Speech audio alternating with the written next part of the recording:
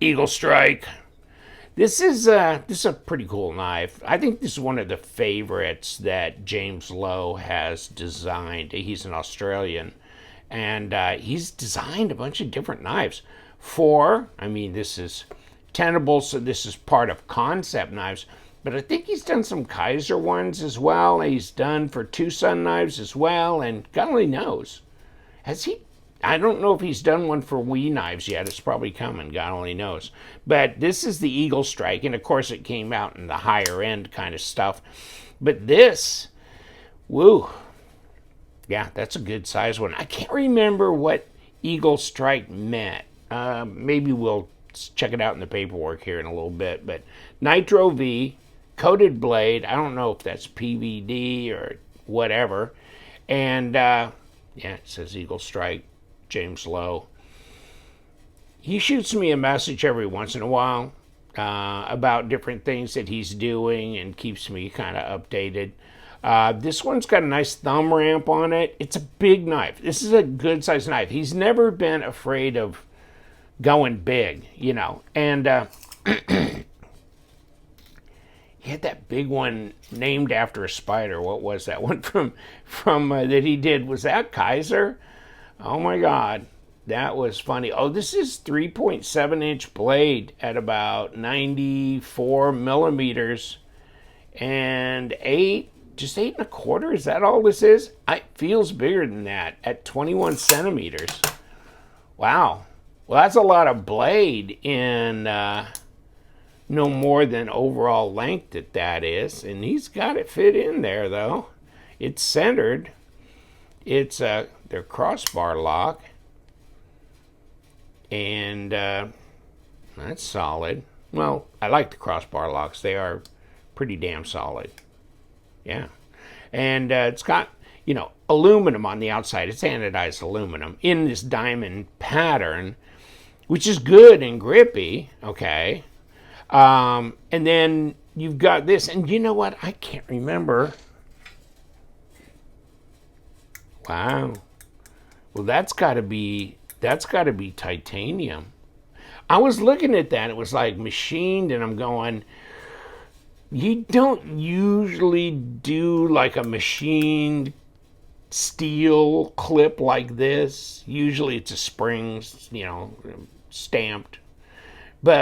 And so I'm going, that really looks to me like it's titanium, and it feels to me. Now, here, I can touch, the liners here, which are obviously steel, and then, of course, aluminum is not. But you can tell there's almost no pull here because you got this, which is titanium, and then the aluminum underneath, which is not magnetic. So you're only feeling just a very faint pull from these steel liners. So, well, hallelujah.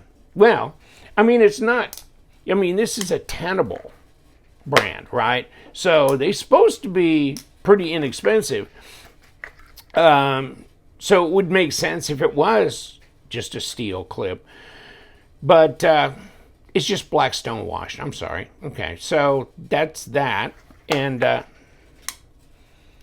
oh yeah, it's got plenty of room. And the ergos are really good. But this is relatively expensive considering, most of the Tenable knives have been in the 46 to low 50. But I can see why this is a little bit more expensive, right? James Lowe design. I don't know about the design. No, it's a spear point and blah, blah, blah, deployment. The Eaglestrike comes in range. Okay, nah, blah, blah, blah. Okay, so I'm going to, if they would say anything about clearly seeing the Eagle. Okay, but this is James Lowe. And he's done some others. And, of course, Nitro V, etc., etc. You can just type his name in, James Lowe, probably like in Blade HQ or something, or White Mountain Knives, and it'll pull up some different knives that he's designed. As long as it attributes him, in their description, it'll pull it up. But yes, now, kick it over to the to these. The aluminum kind of keeps it fairly light, even though you got, full steel liners and stuff. 126 grams. I mean, when they're under 100 grams, that's pretty damn light. Anything this size would be really hard to keep under that, but 126 is nothing to be ashamed of, actually. And let me get into 4.4. Yeah, 4.4 ounces, not bad. Not bad. Feels good in the hand, like I said before. Reverse grip, yeah, it feels fine. That's fine. And right here, you got this cutaway in here, so that's good for like stropping, sharpening, kind of keep things from smacking into that. I mean, fit and finish is pretty good. I mean, the plunge looks symmetrical, all that kind of stuff. You've got jimping up here like a thumb ramp thing going on, ambidextrous thumb studs. And I think I did take one of these Tenables apart before, and so I'd have to look back on that. But when you take this and this off, pop that off, and I think these unscrew so you can pass the thing through. Hold on, let me look in here and see if there is a big... See, okay, so it's not like the Axis lock. In the Axis lock, there's a big opening down here where this lock comes down once you take these outer scales on, and it migrates down into a larger opening where it passes through. But there is no ability to do that there, okay? And the reason is probably because this end or both unscrew and that lock bar just pulls straight through, Okay, so like that. I know I've done this before, so I can remember the dance, because once you learn, once you run into it and you go, holy crap, this is not like an Axis lock, and it's certainly not like the clutch lock, then you kind of go, okay, something's going on here. And then when you learn, when you stub your toe and you figure it out, then it comes back to you. So there it is. So no, it's actually easier to disassemble and reassemble than an Axis lock is, a standard Axis lock. So that's nice. But yeah, it's a good looking design for sure. And it's definitely a full size knife. And did I cut anything with it? There you go. Oh yeah, okay, it's fine. Yeah, I don't feel any nicks or problems with the blade in particular. So it's factory sharp. And here's the box. Here's what it says on the box, as we said before. And let me pull this open from this end. They don't put a lot of stuff in here necessarily. There's that, and desiccant. Oh yeah, okay, another. They're going to give you a set of Omega springs, which is nice. Okay, so they are including, and then down in there's the microfiber cloth, and is holding on for dear life. There it is, finally out of here. So there's that. So you do get microfiber and Omega springs, and of course the paperwork, this, and a desiccant. So you get all that. It's all good, except, you know what? This is the best part of it. And you know what?